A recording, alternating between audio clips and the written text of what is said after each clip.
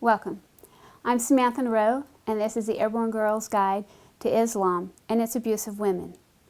The atrocities levied against women in the name of Islam may seem like something only happening in faraway places with strange-sounding names, but as you will see, this problem is here at home, happening now. President Obama is hosting a Countering Violent Extremism Summit this week and has invited the very groups pushing this radical and evil agenda, like the Muslim Brotherhood, to implement their programs. As a 25-year-old lieutenant, a platoon leader in the 18th Airborne Corps, I was on one of the very first planes into theater after Saddam Hussein invaded Kuwait.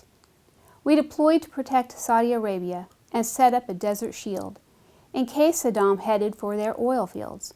You would think they would have been happy for the help, but if that help involved U.S. women, their religious and cultural intolerance trumped their own safety. I had AK-47s shoved in my face many times for simply driving my own vehicle, being on a Bedouin site, or just the simple audacity of being a free woman. I was denied access to certain Saudi facilities so as not to offend their delicate sensibilities. And I even held in my hand a memo put out by the U.S. military saying that there were no women in theater. Hello? My boots were deep in the Saudi sand, setting up communications, preparing for the upcoming Desert Storm liberation of Kuwait. While most of the world is expanding the rights of women, Islamic countries ruled by Sharia law are moving backwards. More women are forced to wear veils and burqas and are treated as property. In their new caliphate, ISIS sells women and young girls into sex slavery.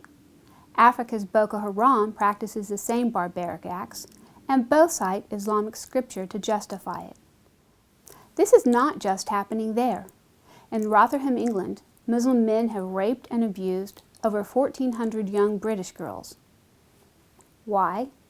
Because they could. The British authorities were scared into submission by the fear of being labeled racist or Islamophobic, and allowed the atrocities to happen. That's just one example, one group in one city. Another evil perpetrated against women is the scourge of honor killings.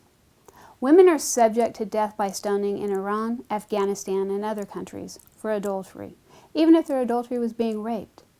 Honor killings of women and girls associating with the wrong man happen right here at home and is increasing as the more extreme versions of Islam infiltrate the mosques and our culture here. American women are free, powerful, and liberated. But these attributes are at risk in the face of the expanding Islamist movement and cultural jihad here in the United States. An Islamic legal movement is afoot to empower Sharia law to dominate over U.S. law, which could put each and every one of us, our families, and especially our daughters, sisters, mothers, and every woman we know in mortal danger. I urge each of you to call your congressperson and tell them two things. 1, you will not tolerate Islamic law to supersede U.S. law in any instance for any reason. And 2, tell President Obama that the violent extremism he claims to be countering has a name.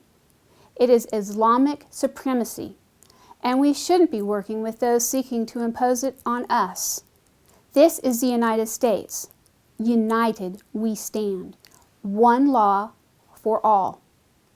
I'm Samantha Nerove, and that was the Airborne Girls Guide to Islam and its abuse of women. Thank you.